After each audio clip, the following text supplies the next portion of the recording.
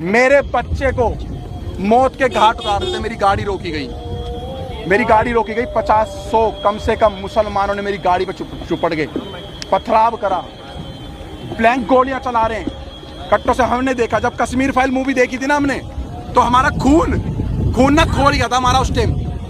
लेकिन जब हमारे ऊपर भी थी ना, तो मुझे पता है मैंने नन्हे से 1.5 साल के बच्चे को कैसे बचाया है।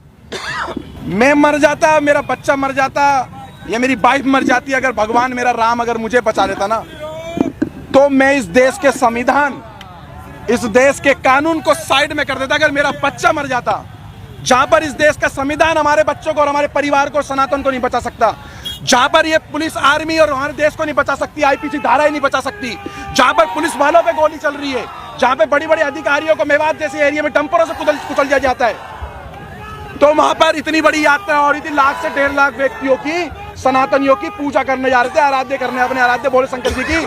तो वहां पर आर्मी कहां गई, आपकी पुलिस प्रोटेक्शन कहां गई? 500 पुलिस वालों से 1.5 लाख बंदों की सुरक्षा आप करवा रहे थे। मैं आपको सच बता रहा हूं, मैं कोई आपको झूठ नहीं बता रहा। जब मेरी गाड़ी में आप गाड़ी में कितने लोग थे, किस तरीके से, कितने बजे की गाड़ी में हम 7, अचानक क्या हुआ वो बताइए। हम लोग 7 से 8 जने थे। जैसे ही हम लोग बरगली चौक वाले रोड पे जैसे ही हम लोग आगे की तरफ बढ़ते हैं, तो हमें दिखता है कि कुछ लोग बाइक के पास खड़े हैं, 6-7 बंदे बाइक ठीक कर रहे हैं। हमें थोड़ा सा शंका हुई कि 6-7 बंदे बाइक ठीक कर रहे हैं। आगे एक ऑटो, कम से कम 10-15 बंदे ऑटो ठीक करने में लग रहे हैं। एक ट्रक, एक डंपर के आगे उन्होंने बाइक को लिटा रखा और ट्रक वाले की गर्वान पकड़ रखी है। सब एक प्री प्लान था कि एक हवा बना रहा था कि भाई लगे किसी को कि हम लोग ये हादसे में खड़े हुए, लेकिन वो हादसे में नहीं थे। वो पूरा एक फ्रेम बना करके घेरने के इंतजार करते, जितने अंदर जा रहे हैं जाने दो, उसके बाद एक एक की लाश वहां से निकलती है। 70 से ज्यादा गिरफ्तारी हो चुकी है, क्या लग रहा है? 70 से ज्यादा लोग थे, लाखों आदमी इसके अंदर इन्वॉल्व है, लाखों आदमी। और मैं खट्टर साहब का, मैं बीजेपी का विरोध नहीं कर रहा, मैं कांग्रेस का विरोध नहीं कर रहा, मैं किसी पार्टी का विरोध नहीं कर रहा हूँ। मैं साफ खट्टर साहब का विरोध करना चाह रहा हूँ आपके चैनल के माध्यम से। लेकिन खट्टर नहीं, मेरी बात सुन लो पत्रकार साहब। खट्टर साहब का एक बयान आया है कि हमने आधे घंटे या 1 घंटे के अंदर पुलिस भेज दी, सारा का सारा फेलियर और झूठ बात है। 3 घंटे तक उस मंदिर पे भी नहीं पहुंची थी, मंदिर के अंदर भी गोलियां चली। गाड़ी लेकर निकले, कहाँ गए? बरगली चौक। अपने आप को, अपने बच्चे को, अपनी पत्नी को, जो लोग थे उनको बस भागते रहे। जहाँ पर हिम्मत टूटी वहाँ पेट्रोल पंप दिखा, पेट्रोल पंप में गाड़ी घुसेड़ दी। मैं उन अंकल जी का एहसान जिंदगी भर नहीं भूलूंगा, मेरे को और मेरे परिवार को, और उन्होंने मेरे पीछे बैठे हुए व्यक्ति को, जो किसी के बच्चे थे, किसी माँ के लाल थे, उनकी माँ की आंखों की टकटकियाँ लगी हुई थी, मैं बात में मेरे बच्चे गए, वहाँ पर हमला हो रहा है।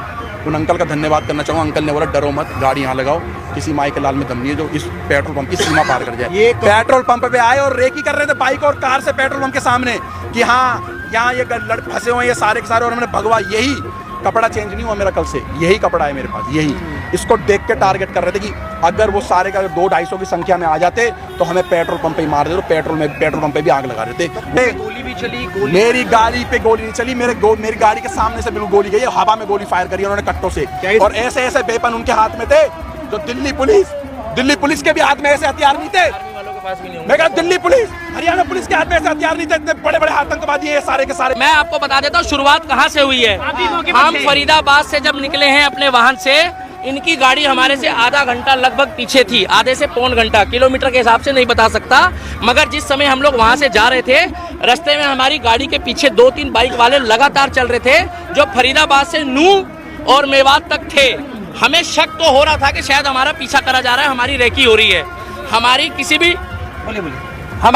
भी टीम के पास किसी तरीके का कोई भी ऐसा सामान और ऐसी चीजें नहीं थी। अगर होती तो हमारे पास महिलाओं और बच्चों को हम नहीं लेके जाते।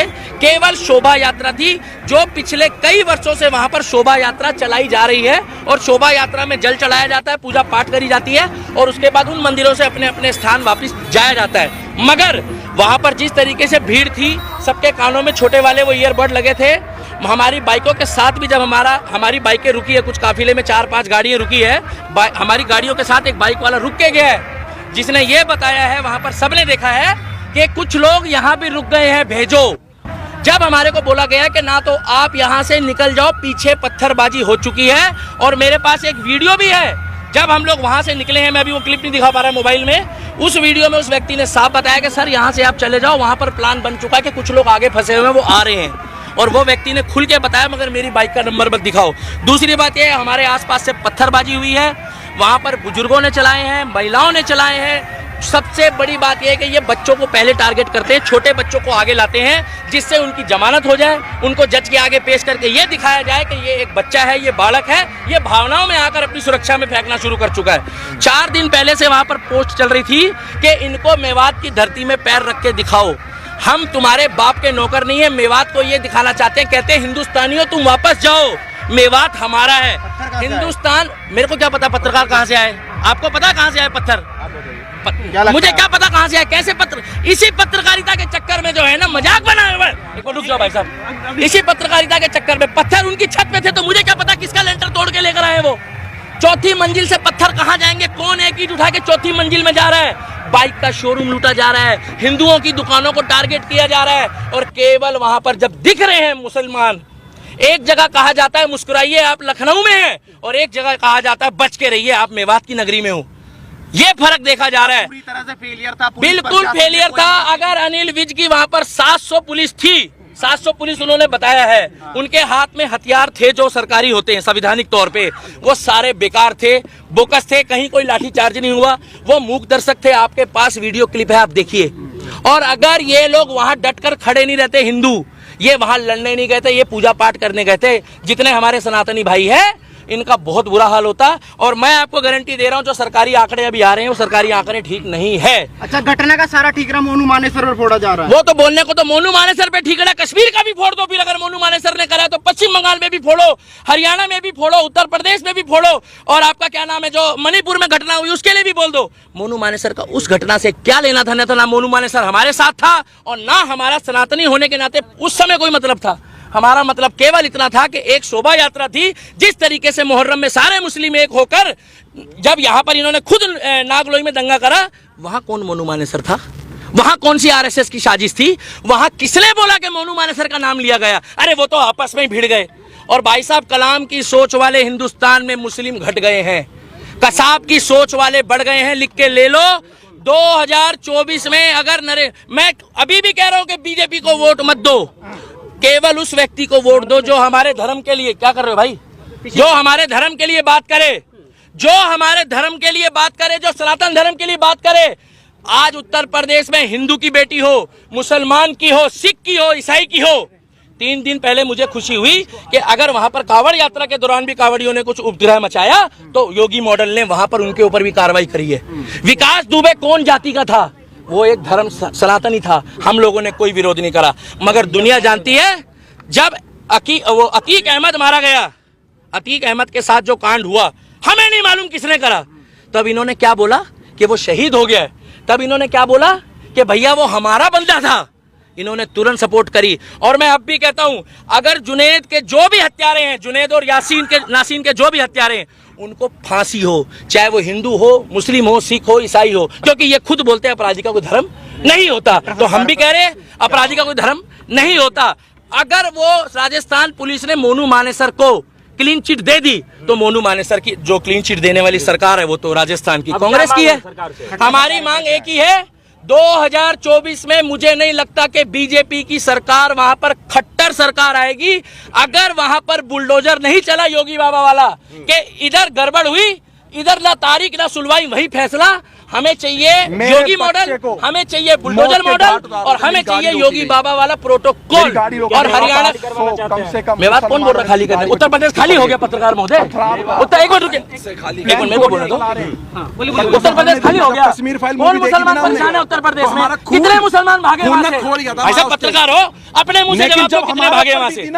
एक भी मुस्लिम नहीं भागा है, कमा के खा रहा है। मगर फर्क इतना है कि यहाँ वाले पत्थर चला रहे हैं और वहाँ वाले डर के मारे फूल चला रहे हैं। हाँ, डॉक्टर बन रहे हैं, इंजीनियर बन रहे हैं, आईपीएस बन रहे हैं, पुलिस वाले बन रहे हैं, सीआरपीएफ में जा रहे हैं, आर्मी में जा रहे हैं और इतने डरे हुए हैं कि करते करते में 30% आबादी हो गई। बच्चे पैदा भी डर डर के कर रहे हैं क्या ये लोग? क्या डर के खौफ में बच्चे पैदा होते हैं? पुलिस तो वहाँ थी, अरे जहाँ पे कैसी बड़े-बड़े बातें कर रहे अधिकारियों हो? को पुलिस तो बेवकूफ हमारे कहते हैं, सामने ये थी। डंपर ये से पूछो कि जाता है। और बल कब आया है? कब आया? और बल जब आया है, जब वो वहाँ पर पूरा माहौल खराब हो चुका था, जब वहाँ पर लोग मारे गए, वहाँ पर 1 मिनट लास्ट बात बोलना चाहूंगा। 2024 में हरियाणा वालों हाथ जोड़कर सुन लो, सभी एडिटर को कह रहा हूँ, डॉक्टर, इंजीनियर, प्रोफेसर, आईओ, जज साहब, जो मेवात में हुआ है, में कितने लोग थे? वो किस मेवात तरीके से कितने फाइल बच्चे? बनने की तैयारी कर दी थी इन लोगों ने, हम लोग 7 से उसमें 8 जने कुछ थे। जैसे छोटी हम लोग मोटी बरगद खामियां चौक रह वाले गई। रोड पे जैसे हम वहां लोग पर आगे आज की भी तरफ बढ़ते खेतों में हैं, हमारे तो हमें हिंदू दिखता भाई है पड़े हैं। कि कुछ लोग मैं बाइक हाथ के जोड़ पास के खड़े हैं, कहता हूँ 6-7 उनका रेस्क्यू बंदे कर लो। बाइक ठीक कर रहे हैं। आज की पोजीशन हमें में भी अगर थोड़ा सा रेस्क्यू शंका नहीं हो, करा 6-7 तो बंदे कल बाइक तक ठीक